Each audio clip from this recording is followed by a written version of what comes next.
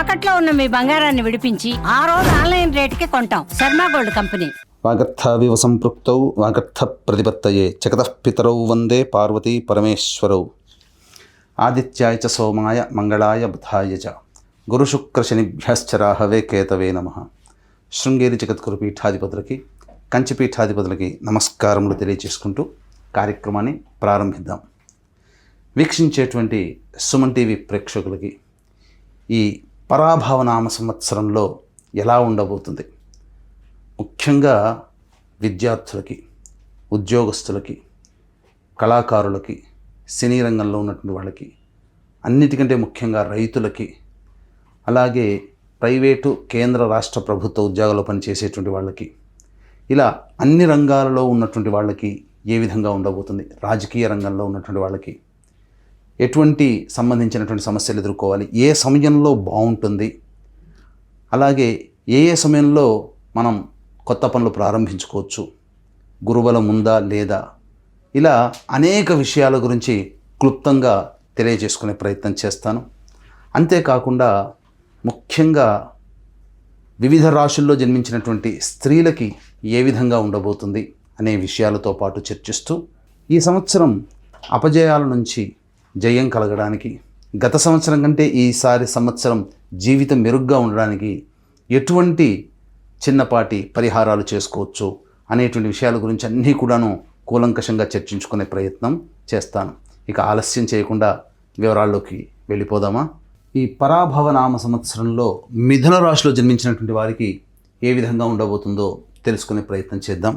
ఈ మిథున రాశిలో జన్మించినటువంటి వారికి ఈ సంవత్సరం ఆదాయం 8, వ్యయం 11, రాజ్యభూజ్యం 1, అవమానం 7.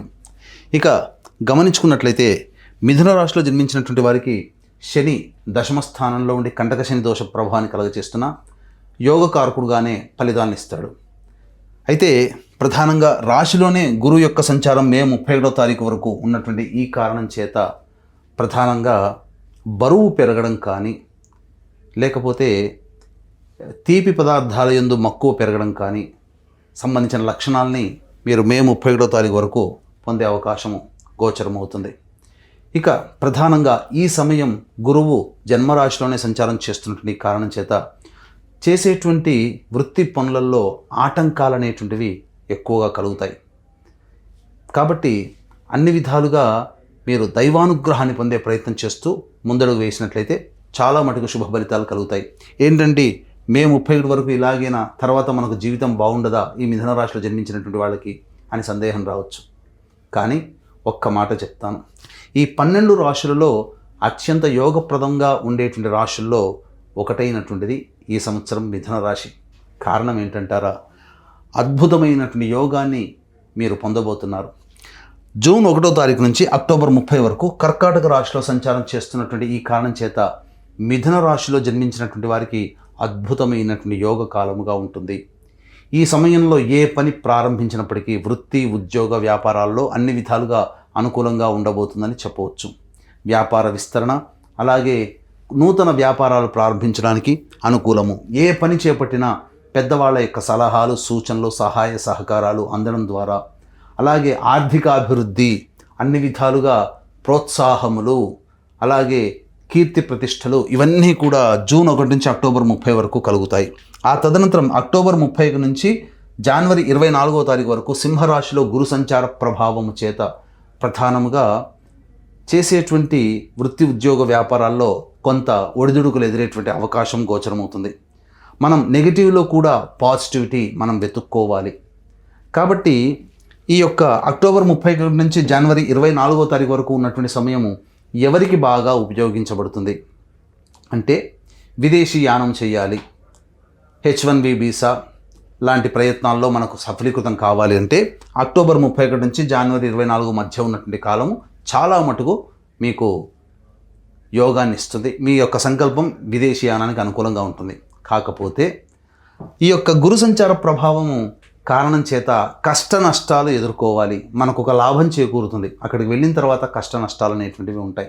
కాబట్టి ఆ కష్ట నష్టాలని భరించి ఫేస్ చేసుకోగలిగే శక్తి ఉంటేనే మీరు ఆ ప్రయత్నం చేయండి. సంకల్పం నెరవేరుతుంది, పాజిటివిటీ, నెగిటివిటీ, కష్టాలు ఎక్కువగా ఉంటాయి ఈ యొక్క అక్టోబర్ 31 నుంచి జనవరి 24 వరకు. ఇక జనవరి 24 నుంచి ఉగాది వరకు మళ్ళీ గురువు కర్కాటక రాశిలో సంచారం చేస్తున్నటువంటి కారణం చేత మళ్ళీ పూర్వ వైభవాన్ని తిరిగి పొందగలుగుతారు. ఏ తర్వాత June, July, August, September, October 5 నెలలు, అలాగే ఫిబ్రవరి, మార్చి 2 నెలలు, అంటే దాదాపుగా 7 నెలల పాటు యోగ కాలము, తదనంతరం మిగతా 5 నెలల పాటు సామాన్యమైనటువంటి జీవన విధానం ఈ మిథున రాశి వారి సొంతం ఈ పరాభవనామ సంవత్సరంలో కలగబోతుందని వీక్షించేటువంటి సుమన్ టీవీ ప్రేక్షకులు గమనించాలి.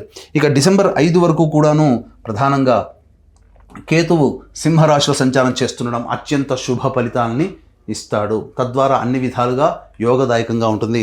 అలాగే డిసెంబర్ 5 వరకు రాహు కుంభరాశిలో సంచారం చేస్తున్నటువంటి ఈ కారణం చేత ప్రధానంగా న్యాయ సంబంధమైనటువంటి వివాదాల్లో ఎక్కువగా చిక్కుకుంటారు. చెయ్యని పనులకి నేరాన్ని భరించాల్సినటువంటి పరిస్థితి వస్తుంది. ముఖ్యంగా తండ్రి గారి ఆరోగ్యానికి సంబంధించి కాస్త జాగ్రత్తలు పాటించాలి. ఈ అక్టోబర్ 30 నుంచి జనవరి 24 వరకు విదేశీ యానానికి అనుకూలంగా ఉంటుందని చెప్పాను కదా. ఆ రాహు మళ్ళీ ఇక్కడ యోగాన్ని కలగజేస్తూ మిమ్మల్ని విదేశీ యానానికి పంపిస్తాడు. కానీ గురుగ్రహ సంచార ప్రభావం వలన ఆ సమయంలో వెళ్ళిన చోట కష్ట నష్టాలన్నింటినీ ఉంటాయి. అక్కడ విదేశంలో స్థిరపడినటువంటి వాళ్ళకి స్థిర నివాసము కానీ లేదా ఎక్స్టెన్షన్ H1B ఎక్స్టెన్షన్ జరగడం కానీ ఈ సమయంలో మీకు అత్యద్భుతంగా గోచరమవుతుంది. డిసెంబర్ 5 తర్వాత రాహువు అష్టమ స్థానంలో సంచారం చేస్తున్నటువంటి ఈ కారణం చేత ప్రధానంగా కాస్త ఆరోగ్యం పట్ల శ్రద్ధ వహించాల్సినటువంటి పరిస్థితి, హీట్ ప్రాబ్లం వల్ల శరీరంలో ఎక్కువగా ఇబ్బందులు పడాల్సినటువంటి పరిస్థితి అని గమనించాలి. అన్నిటికంటే ముఖ్యంగా అవమానాలు ఎక్కువగా పొందుతారు. ఈ యొక్క డిసెంబర్ 5 తర్వాత రాహుగ్రహం మకర రాశిలో సంచారం చేస్తున్నటువంటి కారణం చేత మిథున రాశిలో జన్మించినటువంటి వారికి ప్రధానంగా ఆరోగ్యం పట్లనే శ్రద్ధ వహించాల్సినటువంటి పరిస్థితి. ఇక గమనించుకున్నట్లయితే ఈ యొక్క మిథున రాశిలో జన్మించినటువంటి వాళ్ళకి ఉద్యోగస్తులకి, నిరుద్యోగస్తులకి ఉద్యోగం ఎప్పుడు లభిస్తుంది, ఉద్యోగస్తులకైతే ప్రమోషన్స్ ఎప్పుడు ఉంటాయి, అలాగే చేస్తున్నటువంటి సంస్థ కాకుండా మరే సంస్థలోనైనా మనం ప్రయత్నం చేయాలంటే ఏ సమయంలో ప్రయత్నం చేయాలి. ఇక్కడ గమనించుకున్నట్లయితే ప్రధానంగా ఈ సంవత్సరం 19 మార్చి నుంచి ప్రధానంగా 14 మే వరకు ఉన్నటువంటి సమయము ఉద్యోగ ప్రయత్నాలకి యోగ కాలము. జన్మరాశిలో గురు సంచారము కొంత అవయోగాన్ని ఇస్తుందని చెప్పాను. ఆ అవయోగము మీకు ఇక్కడ ఉద్యోగ ప్రయత్నంలో అది యోగంగా మారి అక్కడ కొంత కష్టంలో పడాల్సినటువంటి పరిస్థితి ఈ యొక్క రవి సంచార ప్రభావంలో కలుగుతుంది. మళ్ళీ 17 ఆగస్టు నుంచి 16 సెప్టెంబర్ మధ్యకాలము అద్భుతము. ఇది చాలా మటుకు యోగ కాలంగా చెప్పబడి ఉంది. ఇక గమనించుకున్నట్లయితే ప్రధానంగా 17 నవంబర్ నుంచి 15 డిసెంబర్ మధ్య ఉన్నటువంటి కాలం కూడా అనుకూలమైనటువంటి కాలము. ఈ చెప్పినటువంటి కాలము తప్ప మిగతా సమయాల్లో మీరు ప్రయత్నం చేస్తే ఇబ్బందులు ఉండవా అంటే ప్రయత్నం చేయండి, సఫలీకృతులు అవుతారు. కానీ అక్కడ గ్రహ సంచారం అనుకూలంగా లేని కారణం చేత కొంత కష్ట నష్టాలని ఎదుర్కోవాల్సినటువంటి పరిస్థితి. కాబట్టి లౌక్యముతో, మంచితనముతో, అలాగే ప్రేమ ఆప్యాయతతో అక్కడ మనం గెలవగలిగినట్లయితే ఆ సమస్యలు కూడా చిన్నవిగానే మనకు అవుతాయని చెప్పవచ్చు. ఇక ఏ తర్వాత ఈ యొక్క మిథున రాశిలో జన్మించినటువంటి వారికి అత్యున్నతమైనటువంటి యోగ కాలంగా ఈ సంవత్సరం ఉండబోతుంది.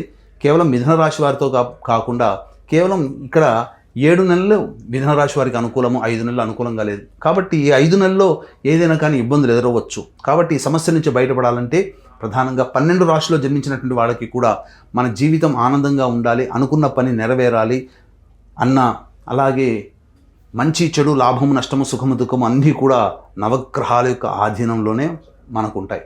కాబట్టి ఇట్టి నవగ్రహాల యొక్క అనుగ్రహం సంపూర్ణంగా అందించాలనే సదుద్దేశంతో సర్వదోష నివారణ పూజలు, హోమాలలో భాగంగా మన పీఠం ఆధ్వర్యంలో ఏప్రిల్ 1 చైత్ర పౌర్ణమి మరియు సాయంకాలం 6 గంటలకి అతి శీఘ్ర ఫలితాలను ఇచ్చేటువంటి 3 నక్షత్రాల్లో ఒకటైనటువంటి హస్త నక్షత్రం రోజున నవగ్రహ పాశ్వత హోమము, అలాగే ఆరోగ్యం కోసం మృత్యుంజయ హోమము, సర్వకార్య జయసిద్ధికి సుదర్శన హోమం, ధనప్రాప్తి, వివాహ ప్రాప్తి, ఉద్యోగ ప్రాప్తికి, అలాగే దాంపత్య సిద్ధికి లక్ష్మీ మూలమంత్ర సంపుటిత లక్ష్మీ సూక్త హోమంతో పాటుగా సర్వశాంతికి సంబంధించి రుద్రహోమం జరిపించి శక్తిపాతము చేసినటువంటి కరుంగలి మాల ఇవ్వడం జరుగుతుంది. అవకాశం ఉన్నటువంటి వాళ్ళు స్క్రీన్పై కనిపిస్తున్న నెంబర్కి ఏప్రిల్ 1వ తారీఖు మధ్యాహ్నం 3 గంటల లోపల మీరు నమోదు చేసుకోవచ్చు. దీని ప్రభావం నా సంవత్సరం అంతా కూడా దైవానుగ్రహం అనేటువంటిది మీ వెంటే ఉంటుందని చెప్పవచ్చు.